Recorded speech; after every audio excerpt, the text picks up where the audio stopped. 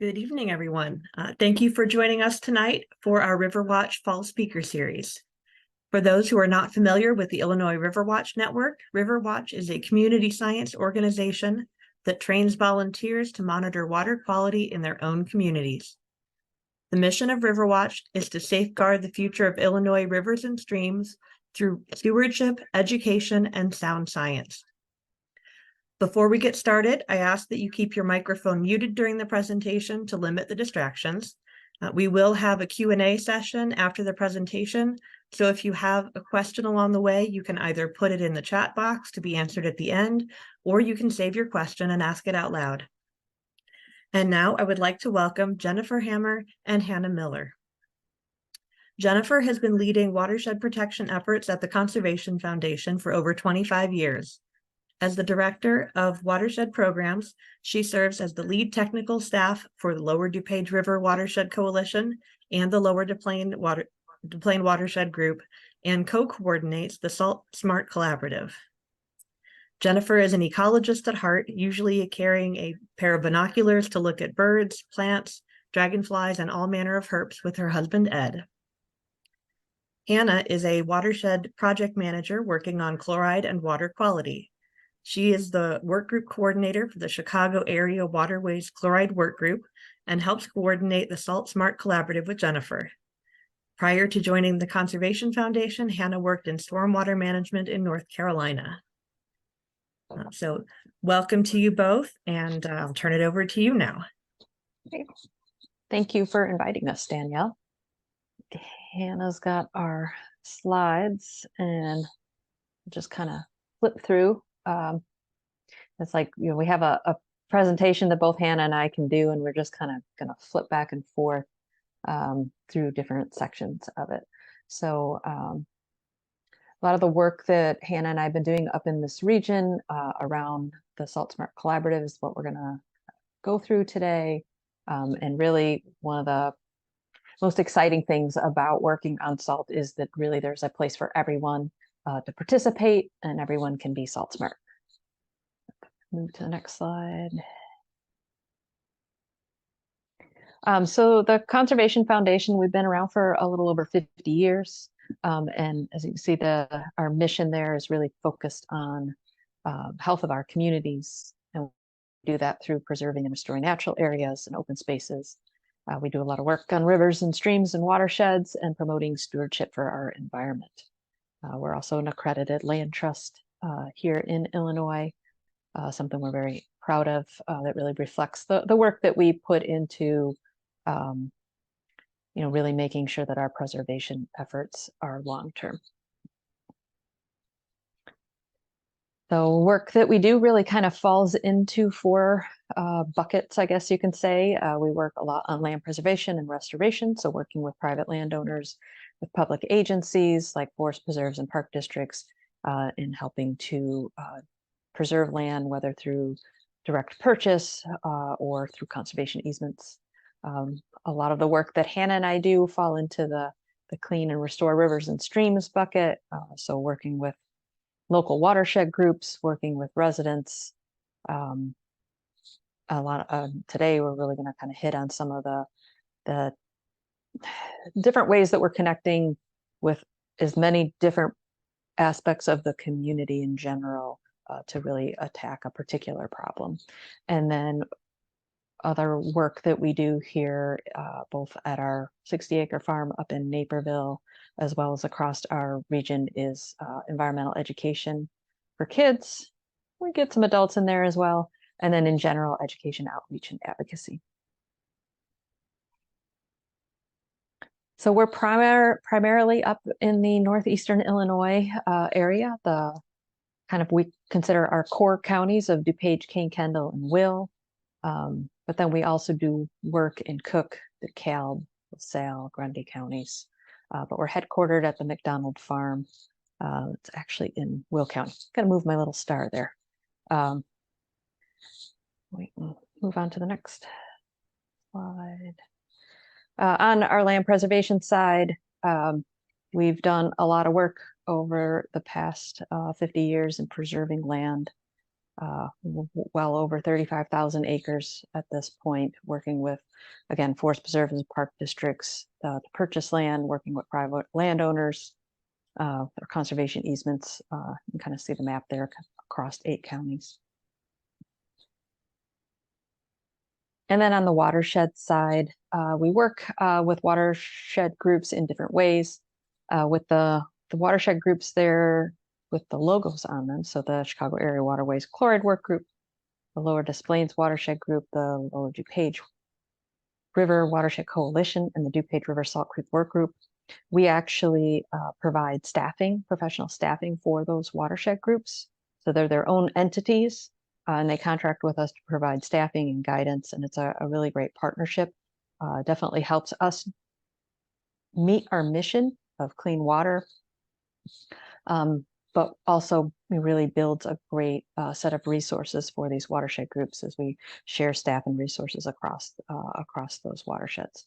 And then we do work in the Fox River really by helping to coordinate different initiatives across different communities and different organizations that operate within the Fox River, fill some gaps where it makes sense. And then also there's a number of different land preservation efforts in particular that we're doing in the Fox River.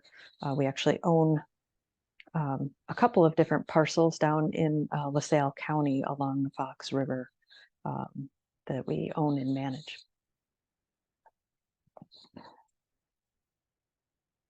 So tonight we're going to talk a lot about salt, and I'm sure if you've heard some other things from Danielle and other work through RiverWatch, you know, salt is definitely a big deal, especially up here in the northern part of the state, where we see a fair, well, whether it's snow or icing events. I mean, we definitely get, you know, the snow is a little different than it used to be, but between snow and ice, there's a lot of salt that gets put down on our roads.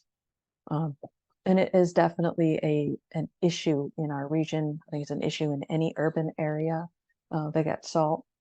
And so several years ago, kind of really working with all the different people and organizations in our region that were working on this issue, it made sense for us to all come together. And that was kind of where the Salt Smart Collaborative really got launched. And so the Conservation Foundation, Hanna and I coordinate the Salt Smart Collaborative, and really as a way to be that clearinghouse of information and resources across the board. So whether it's for residents, public agencies, private contractors, you know, we're really trying to build resources for everybody there. We're going to talk about some of the things that we've been developing, but really it was in response to helping to fill gaps and help our partners and watershed groups help meet some of those regulatory requirements that have been coming up in recent years. So big question. It's always kind of generally the first, normally we have this like in our first slide, but with some of the intro stuff it got pushed back a little bit, but safety versus the environment. And it really, it's not one or the other. We can do both. So while we use salt in the winter to keep people safe, it's a very important thing to do. I mean, through all of our programming, we are definitely not saying don't use salt, but really there's a whole lot of salt we waste. And so with the priority of keeping people safe, there's a whole lot of practices that have been evolving over the last 20 plus years that allow us to keep people safe while we can also protect the environment. So we just think about all the salt that we waste, and if we could just start there and wasting less, it'll make a huge impact. And so when you're after the storm and there's still salt on the ground, that's all just salt that's been wasted. It's not doing anything for safety. It's wasted salt. So looking at the different practices and things that we can do, these best management practices, or you'll also hear us refer to them as salt smart practices, can really help us waste less salt, definitely maintain that expected level of safety that people have, allows us to be proactive instead of just reacting to the storms. And it also allows us to save money and time and budget time better. So thinking about the workload for, whether it's a municipal staff or a contractor staff, if you can balance by being proactive, balance some of that time during normal work hours and let people get some sleep in, because we have practices that are working faster, and it allows us to manage that a little bit better. So we'll take a quick step back and just think about, make sure everybody understands when we say salt and chlorides, what we're talking about. So the most common form of salt, or the salt that we normally talk about, is rock salt, which is sodium chloride, which is the same salt that you use in your cooking. So same thing that's in the shaker up next to the stove. It's just a cleaner form of that. But sodium rock salt, or sodium chloride, is rock salt. Road salt, rock salt, dry salt, those are all terms that are interchangeable. And when we talk about brine, we're talking about when you mix salt and water and get that to a nearly saturated solution, and that's brine, and that's what we're going to be talking about. Hannah's going to be talking a lot about that today, and how being able to utilize brine is a great way to help us reduce chlorides. The term de-icer in general is just a product that melts ice. And then there are other forms of chlorides. We'll talk a little bit about magnesium chloride or calcium chloride, potassium chloride. All of these are still generally mixed with rock salt, but they help to lower the melting temperature. And we'll talk a little bit about some of the limitations of regular rock salt, sodium chloride, and that it doesn't work once your pavements are below 15 degrees. So we really do need to be switching to other products, and some of those would include the calcium and magnesium chloride. So across the board, we know it's not an issue just here, but like I said, anywhere where we have snow in urban areas in particular, we have problems with chlorides. There is literally billions of tons of salt that gets put on our roadways every year. And then in addition to that, sources coming from like water softeners, chlorides are a component included in some fertilizer components, and also used in dust suppressants. So kind of as we move like up here in a good portion of the area that Hanna and I work with, we're getting our drinking water from Lake Michigan, which is getting saltier. Just it's a lot of water. So it's a little slower, but particular when we're looking and working with communities that are getting their water from surface water, drinking water from either surface or groundwater sources, chlorides are becoming a bigger and bigger issue from a pollutant standpoint in those sources. So kind of getting into the next slide and really thinking about why do we care? So what if salt is out there? It takes very little salt to contaminate our water, and it is a permanent pollute. We are permanently polluting water when salt dissolves into it, because the only way to get it out is through evaporation, or which at a large scale from a drinking water perspective, or trying to clean what's in our rivers and streams, very expensive to do, or something like reverse osmosis, which again, very expensive, as well as it also wastes a whole lot of water in that process. So it doesn't take much to pollute our water. We know from our local data here, as well as data, we're seeing these same trends across other areas where they're doing this type of water quality monitoring. We know that we can track, and this is why we know where our salt use is from, is like as you get through from fall into winter and then winter into spring, the values go up. So this is like an average of 10 years worth of monitoring data at a particular site up here in Salt Creek. And so, you see that trend line go up in the wintertime where the storm events are. But then we hit spring and those levels are still high.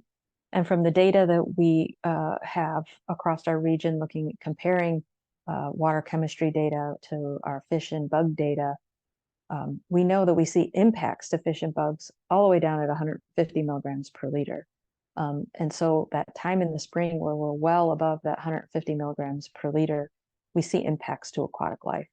And it takes a long time for that chloride level to go down in our streams, because really getting back at the amount of salt that we waste. So all that salt that gets bounced into the curb line or bounced up into the ditch, out off of the roads, or gets into the storm sewers and kind of sits there. And then it takes, a bunch of those spring rains to keep washing it through the system and pushing it downstream, causing problems for somebody else.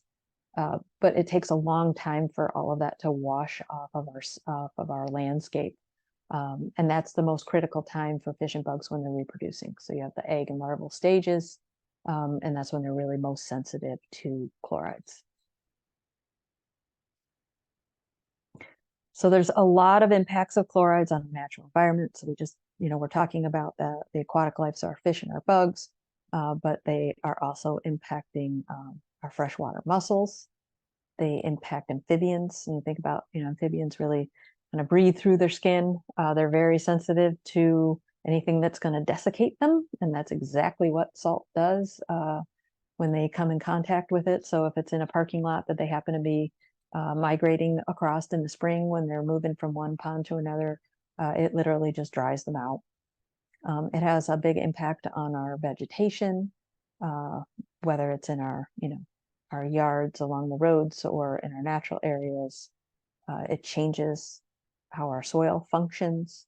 It can also accelerate the growth of some of the invasive weeds that we have, like giant reed, which has no trouble handling those higher salt contents, and particularly when that salt might be killing anything else that it may compete with. It really accelerates the growth of giant reed. And like we mentioned, it's definitely there is an increase in our groundwater wells of chlorides.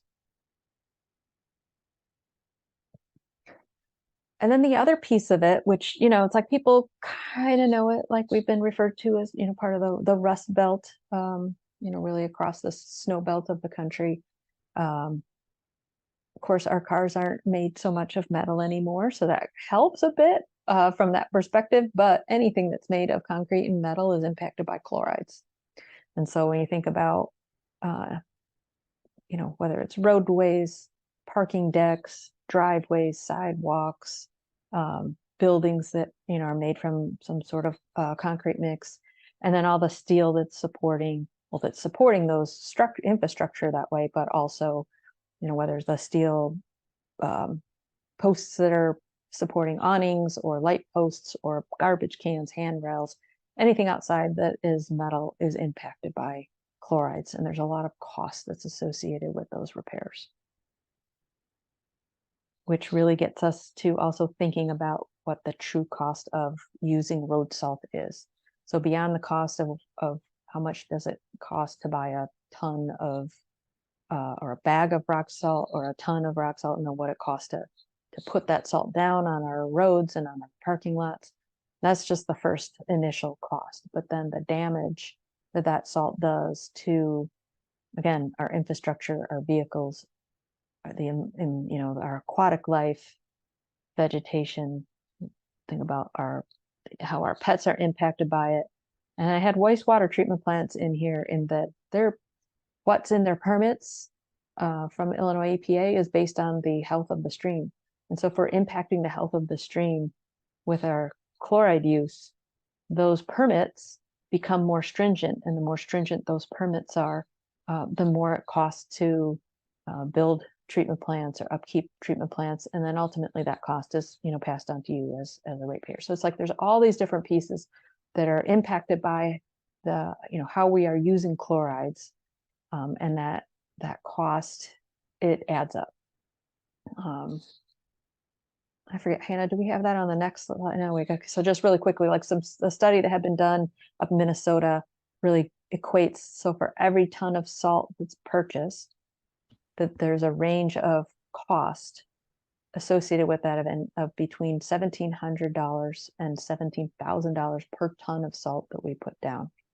And so that is kind of, are we just talking about replacing some turf and some landscaping in that lower cost? Or are we talking about trying to address all of these different things that we're talking about here today? So, I mean, that is a huge cost. And when you earlier in the slide earlier where we had 48 billion tons of salt, I mean, we're talking about a lot of money. of the impacts. Yeah, and I think even just kind of to touch on that too, of there was a study done here for one of the work groups that I work with as part of some of their regulatory requirements, and it was going to be in the billions of dollars to upgrade the wastewater treatment plants to accommodate the treatment needs for chlorides, and that was going to be just prohibitively expensive.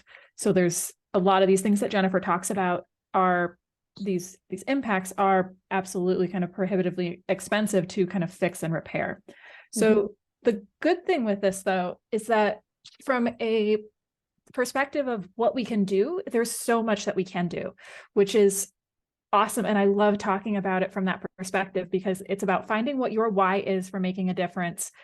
And if that's from your perspective as a Salt Smart community of saving money, but also you're going to be finding your why of impacting the environment and impacting the water quality, to protecting the infrastructure that you're spending your money on. And it's great that we can have so many different reasons to find your why and so many different ways to address chloride. And one of the simplest things is to make adjustments to your operations that include the BMPs that we talk about, include the Salt Smart practices, things like covering your salt storage to minimize runoff, things like documenting and verifying, which we call calibration, is one of the technical terms for it, but to document and verify how much your equipment is actually spreading so that you're preventing that over application. And then varying materials based on your pavement temperatures so that you're really targeting and being intentional about your salt use, and using liquid de-icers as part of your program, being more efficient with your mechanical snow removal. And there's just so many great ways and things that we can do, that there's a lot of communities now that are really adopting these practices, which I'm so excited to see, because we can really have a good impact on our water quality this way. A lot of what these practices really look like are also helping to improve the operations of our communities. Things like anti-icing, which if you've ever seen these kind of the stripes on the road ahead of that snowstorm, these are communities going out and putting down a layer of brine to prevent the bond between the pavement and the snow that's falling, so that when they come back through and plow, they can get a much more cleaner, efficient scrape, resulting in a lot less de-icer use from their spreaders, which is a great way to limit how much de-icer they're actually using.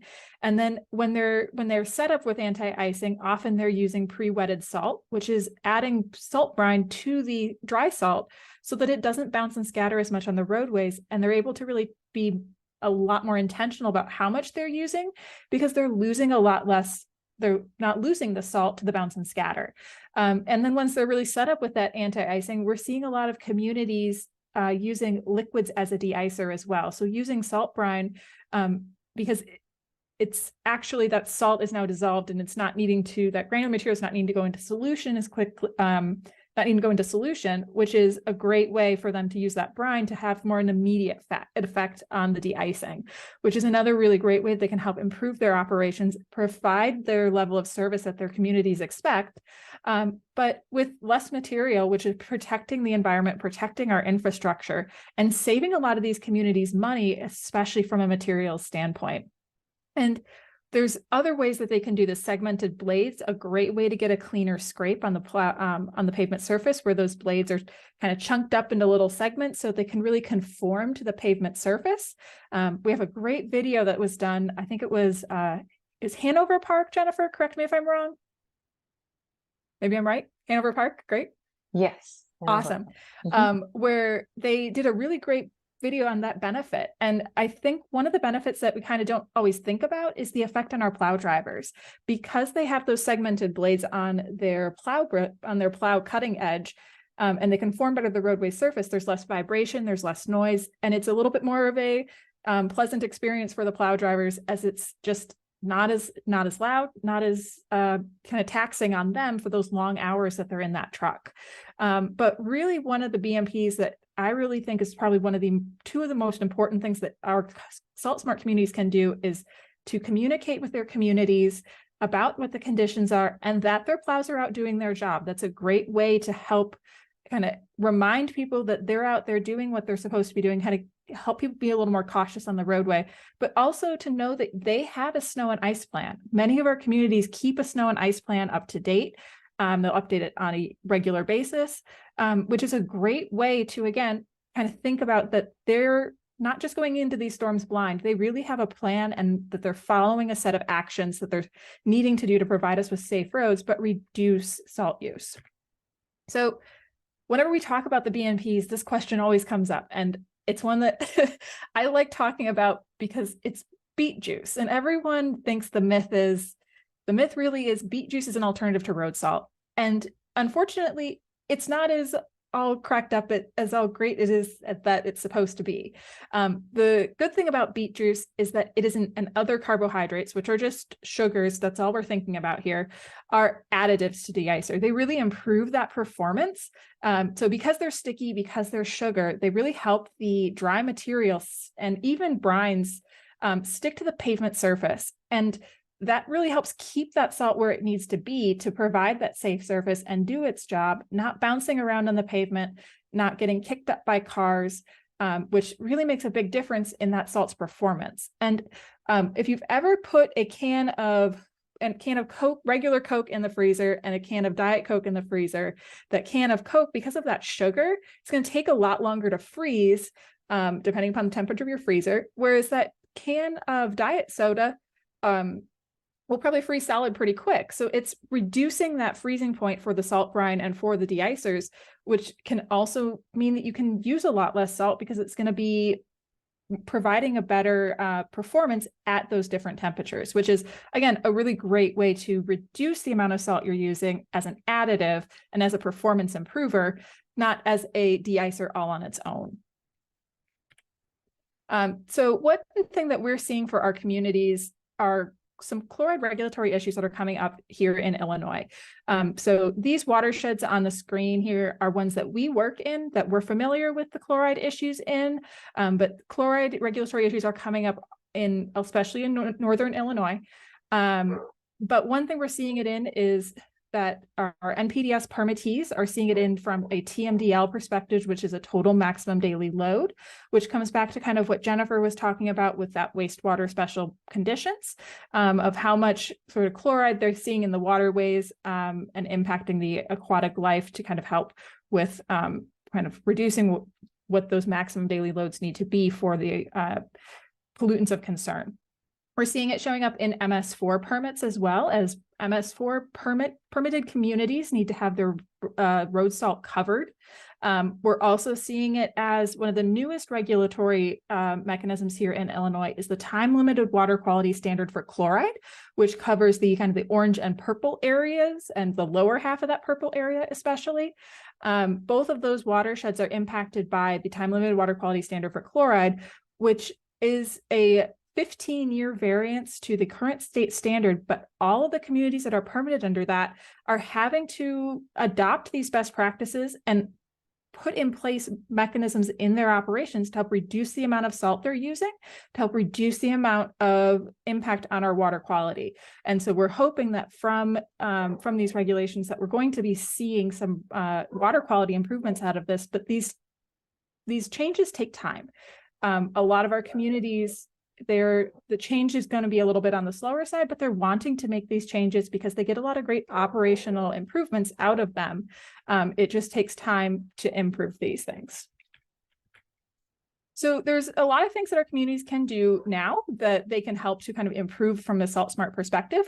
So thinking about adding salt storage ordinances. Salt piles and parking lots, they go right into the MS4 system, right into the storm drain systems. One great way to do that is by requiring the covered salt. Doing street sweeping is another really great way to help our our communities be salt smart by sweeping up all that salt from the springtime so that it's not being washed down into our rivers and into our waterways, but also encouraging annual training for contractors in their communities. We have a whole new program called Salt Smart Certified, where we're providing training and offering training to our contractors. And I'll talk through that a little bit here in just a second, but there's a lot of great things our communities can also be doing right now.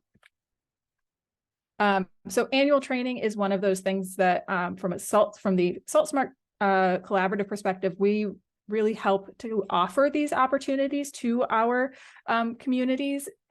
We recently have been hosting our parking lots and sidewalks workshops. Jennifer and I have done a series of 3 of them so far that we've gone with park districts, school districts have been really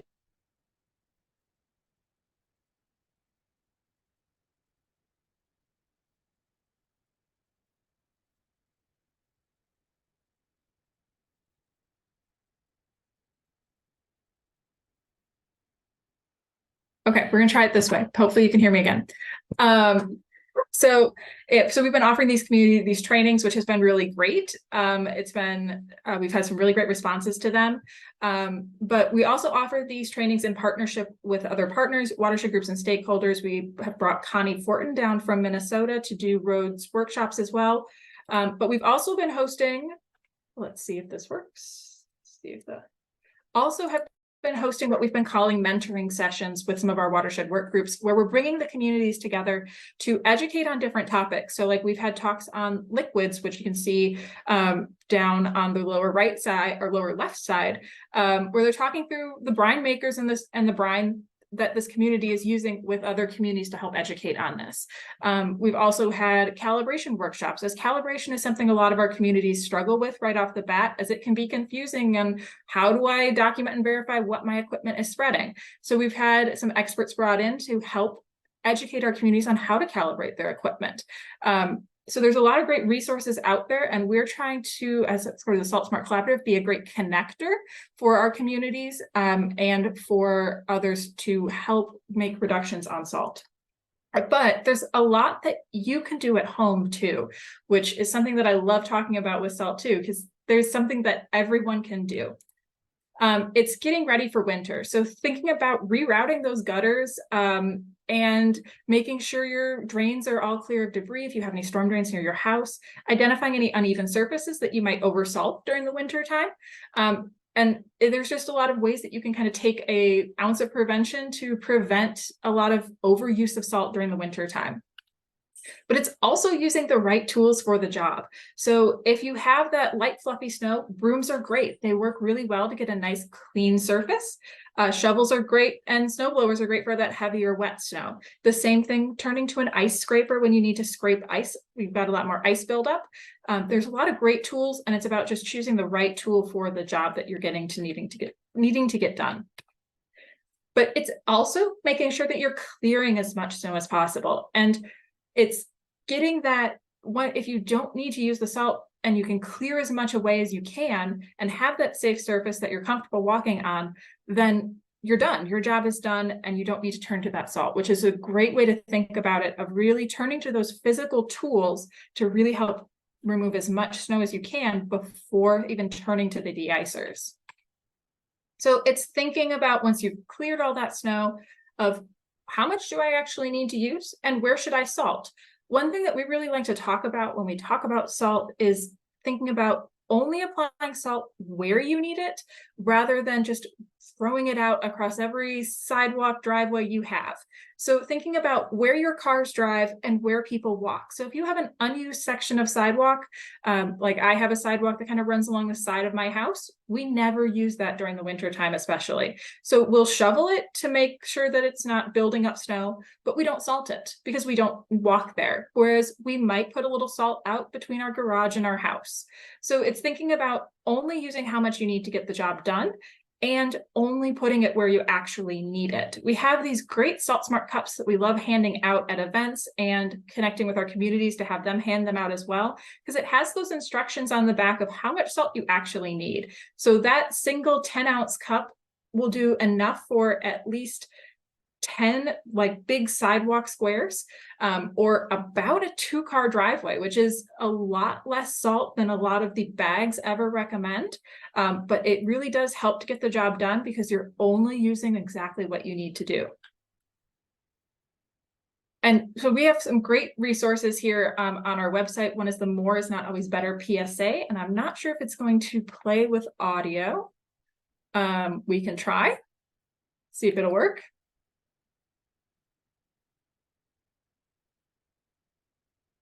Nope. Well, instead, I encourage you to go to our Salt Smart website and grab the and watch this video, because it's a really great reminder that more is not always better, especially when it comes to salt. Probably one of my, I'll just scroll into it a little bit, but one of my favorite examples they give is the lotion bottle, where the guy squeezes a little bit and then he takes the whole cap off and uses the whole bottle. Like, it's reminding yourself that you only need a little bit to get the job done, and the same applies to salt. So there's a lot that you can also do at home to be a good neighbor. It's shoveling snow from your sidewalks in front of your house, making sure those are clear, but it's also clearing the snow in front of the fire hydrants. This helps your firefighters get to the fire hydrants sooner. If they have a fire, they don't have to go digging for it, especially if you do get a lot of snow, but also not pushing the snow into the roadway, as that can cause a dangerous icy situation, especially if the plows have already come through and done their job. But then it's also thinking about accessibility, clearing and connecting sidewalks to the roadway. Usually the municipalities, when they're plowing that snow, they may end up blocking a pathway from that sidewalk to connecting those sidewalks. So it's remembering to clear those out as well, so that there is that connection between the sidewalk and the roadway for that accessibility.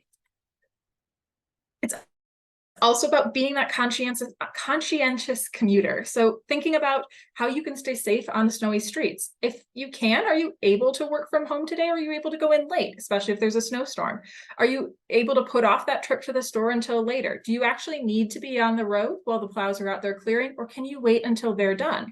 That can be a really great way to kind of think about how you can help make your plow driver's job a little bit easier. If there are less cars out on the road, they're gonna be able to clear those streets a little bit faster.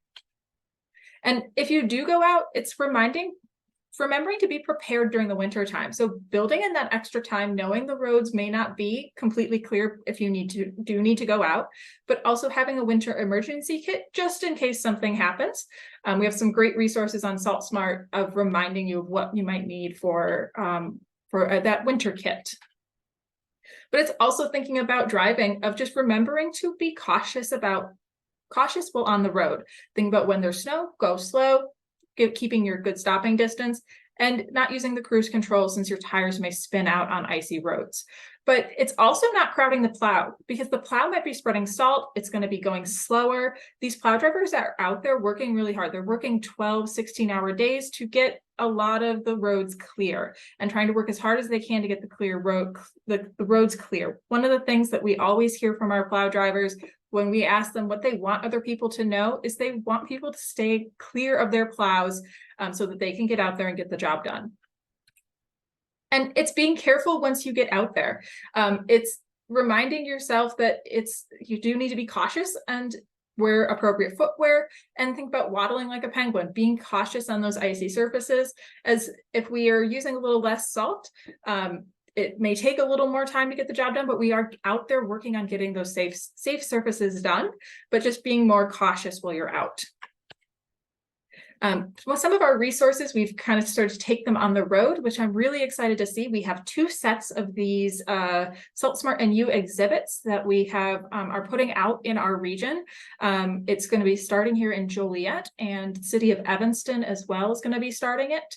And we've got them set up to go to a bunch of different communities for this winter to get the word out about being SaltSmart. It has a lot of great action items for our residents for what they can do to help our communities be SaltSmart. So I'm really excited that we have these pop-ups. When they launched this was in Elgin at the Gail Borden Library. Jennifer actually participated in an educational event about SaltSmart and about what people can do during the wintertime to help keep the roads safe. It was a great event and a really great way to help us get the message out about being SaltSmart. So one thing that we've put together with a grant from the Illinois IEPA is SaltSmart Certified. So it's thinking about who clears the snow at work or at your apartment. So we have outreach materials at saltsmart.org. And it's great that if you're part of an HOA or you're thinking about who clears the snow at work, including liquids for anti-icing, as that is, again, a great way to help improve the efficiency of clearing the snow during the winter time. And reviewing the levels of service, thinking about, does it need to be the same everywhere? Do you have some extra wide staircases that you may be able, or extra wide entryways that you may be able to temporarily narrow during the winter time, or areas of parking lots that there's more people working from home, you might be able to close portions of these parking lots. We've definitely been seeing that from some of our SaltSmart communities with the commuter parking lots where there's less people going in to the office. So they've been able to close off some of these parking lots during the winter and saving that salt, which has been really great for helping to improve the amount of salt that we're actually using. But one of the things that we've put together is the Salt Smart Certified program. And we've developed a manual and a training program to highlight these industry accepted best practices that we've talked about, these Salt Smart practices. And it's an Illinois-based certification for our winter professionals, specifically those right now that are doing parking lots and sidewalks. We worked with a steering committee of park district staff, private contractors, and some environmental folks to design and develop this program and get the input, especially from our contractors and our park district staff who are out doing the winter maintenance during the winter time, so that we're really targeting the practices that they're using, but also the innovative practices that they're using. We're going to be getting a list of our trained individuals from the training classes we've been hosting this fall up on our website. And we have 2 Salt Smart certified contractors now that are also listed on our website, which I'm really excited to see. We've started to see this show up in some RFPs, which we're really excited that this is getting out there. It's a great way for our contractors to show that they are being responsible about their salt use. So it's one of the things that from our contractor perspective of why should they be salt smart? From their perspective, it assures clients and facility users that they are knowledgeable and that they are actually using the best practices to provide safe services and reduce the damage, that they are also adopting the best practices that reduce the waste of materials. We are marketing our contractors who are participating in this program as Salt Smart certified through our website and giving them some decals and the logos that they can use on their marketing materials as well. And we're trying to also put in access to specific resources to help them implement these practices in their program. So things like internal training slides and some other great resources that they can turn to that they can use to help show how these practices will work for them and help implement them at their organizations. We have partnered with the Illinois RiverWatch this year to offer winter chloride watchers to Northeast Illinois. We are supporting and recruiting volunteers this year, so I'm really excited. We had one training last week. We have another training tomorrow, and then we're going to do a couple more in November, and then one last one in December to try to pick up any last volunteers that we can get. So I'm really excited that we're able to do this program and that RiverWatch was happy to work with us on it because we're hoping we can get some great data. And it's a great way to get involved and sort of think about how chloride is impacting your local waterways. So I'm going to hand it back over to Jennifer, help talk through some of our outreach materials. Great. So a lot of the work that we have been doing through Lower DuPage River Watershed Jennifer, Coalition. I can't hear you. Maybe it's me. It's probably me.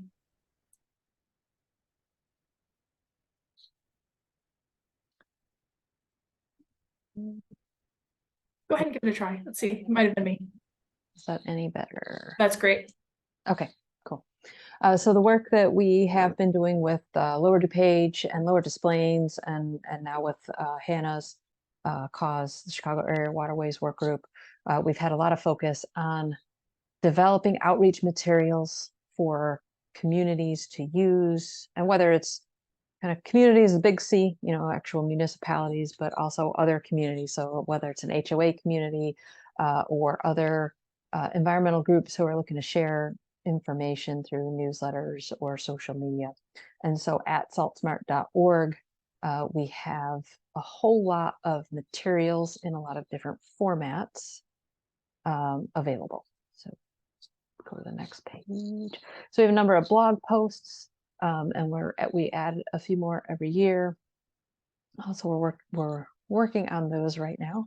As we're getting close to winter, we're nearly done with the next set, but a lot of materials from the last several years and across a whole bunch of different topics. So from, you know, sort of those environmental topics, ecology topics for winter, you know, kind of the one there about where do the fish go in the winter, but then really focused a lot on snow and ice, both from the impact side as well as, you know, here's the different and new practices that you might be seeing in your community. We have a lot of stuff up on liquids because it's what we really want communities and contractors is to be using liquids, but part of using liquids is getting away from that crunch and really trying to help get the word out to folks about, let's see, maybe on the next slide, of, you know, losing the crunch and loving the lines. So really trying to get some of that messaging across and providing materials for communities to share with their residents. And that was, one of the things Hanna talked about earlier, about having your snow and ice plan, and about sharing, with your community what you're doing and what you're changing and why you're doing that. And so that's what, a lot of these materials are meant to help support. So different posters that we put together.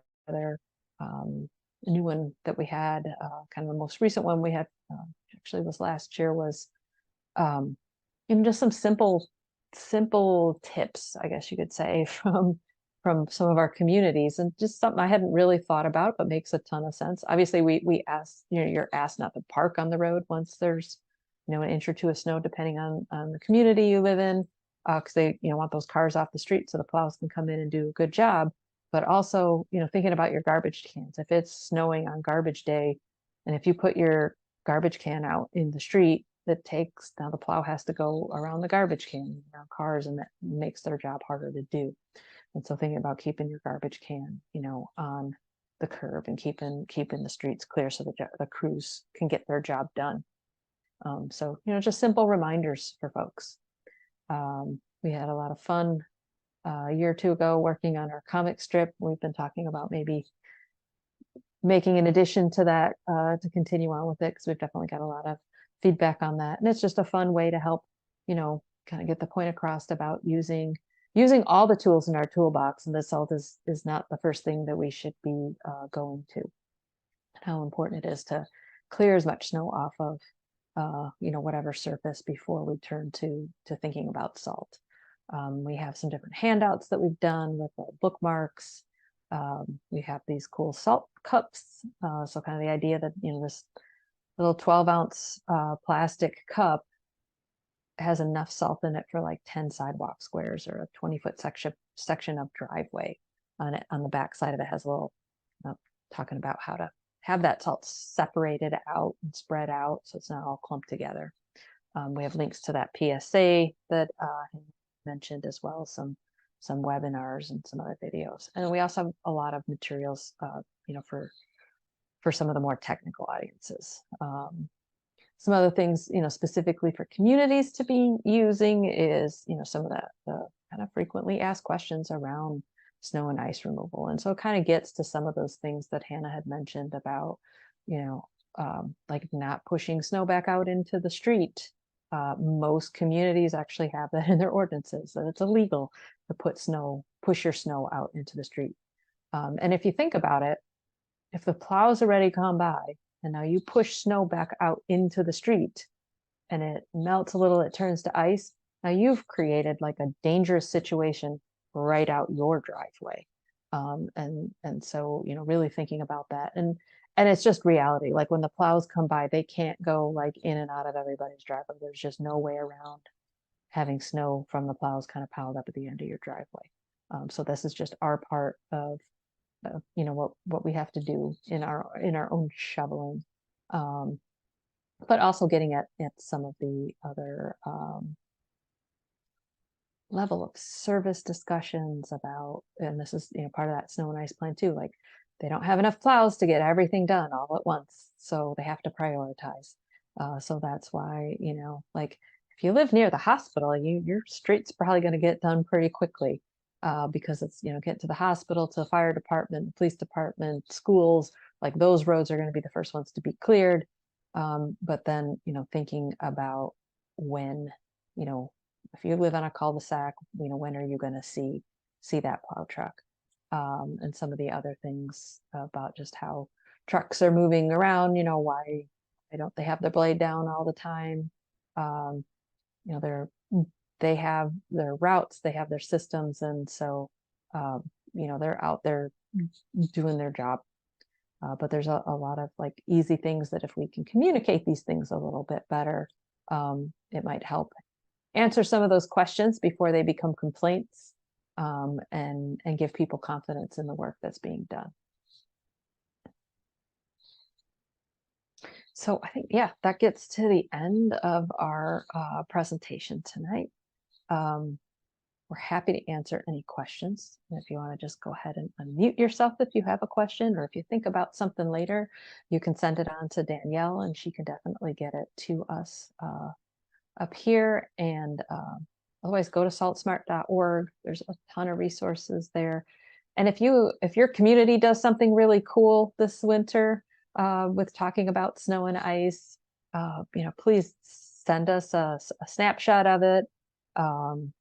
Or if your community does a neat video in communicating any way that they're, any kind of communication, or you see a cool poster up somewhere else or a sign reminding people about, walking like a penguin. I mean, that's a sign I got from another place here, or some of the other, pictures of, those are things you've taken. Hannah and I are always out during the winter taking pictures of the cool things we see. So we're always happy to add and highlight the cool work that other people are doing. That's a whole big part of the Salt Smart Collaborative, is to raise up all our voices working on this issue and share those resources, because all of us individually only have so many of our own resources, and if we can all pull together, we're able to do so much more. Definitely thank you for your time. Thank you, Danielle, for inviting us to come and speak. And if there's any questions, please feel free to unmute and talk, or pass things on through Danielle.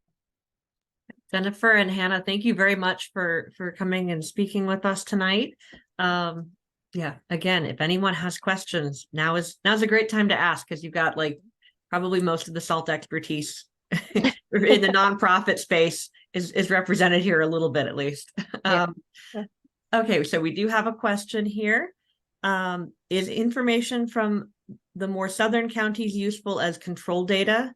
And as far as comparing effects of salt with effects of less salted areas, are data being analyzed to measure accumulation in individual watersheds?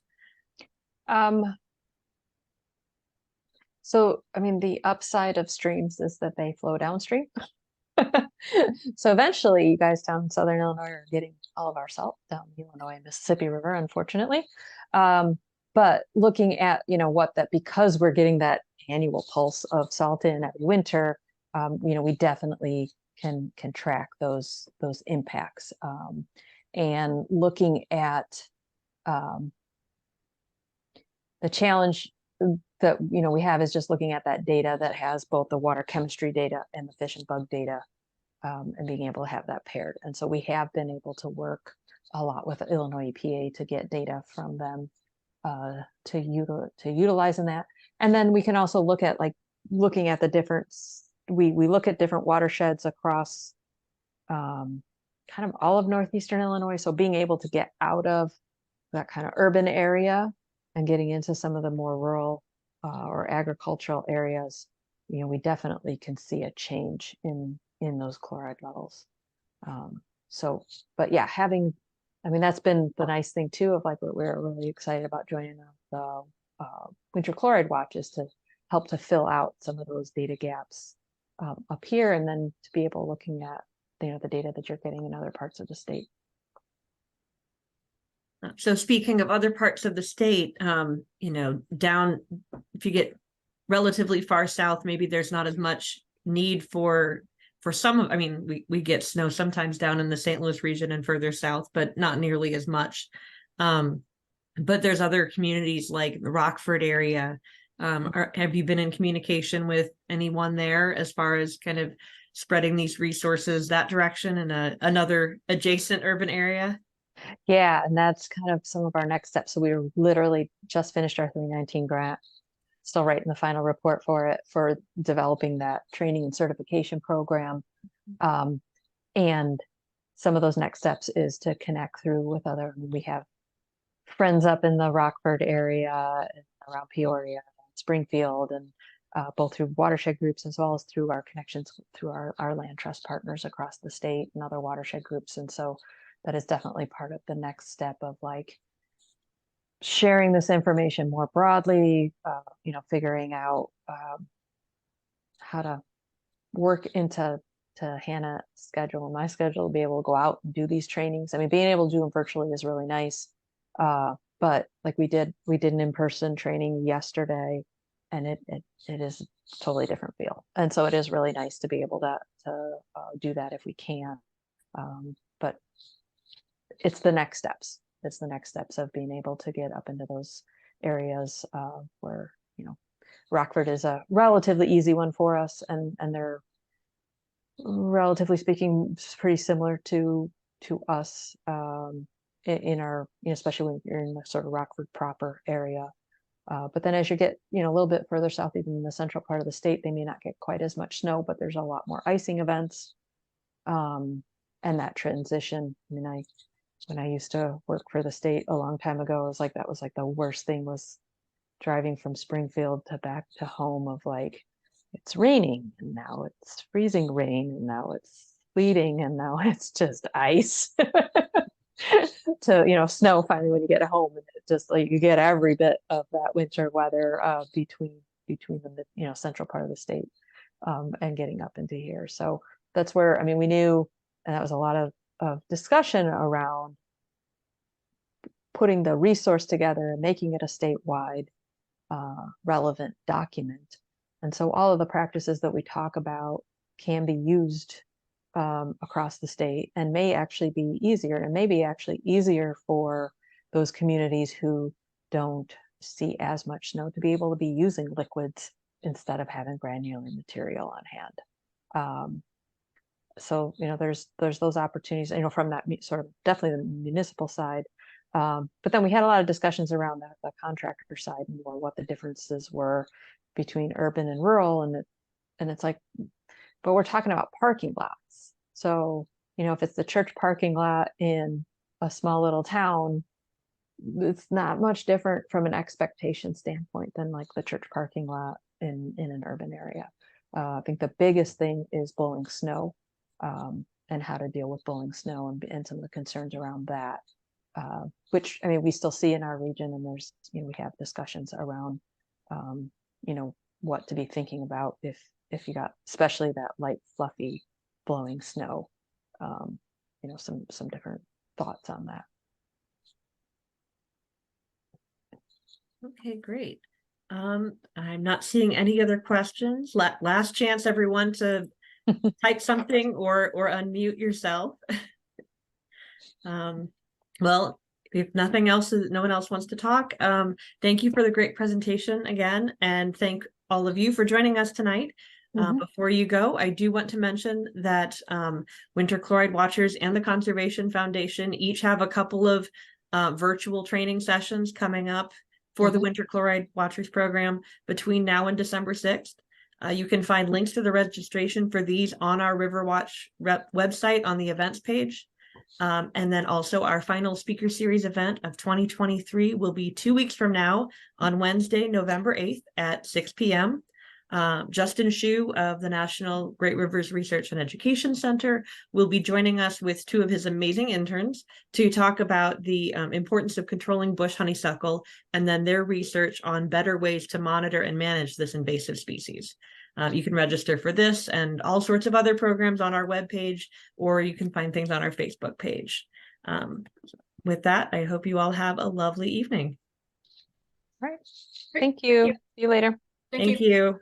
Bye.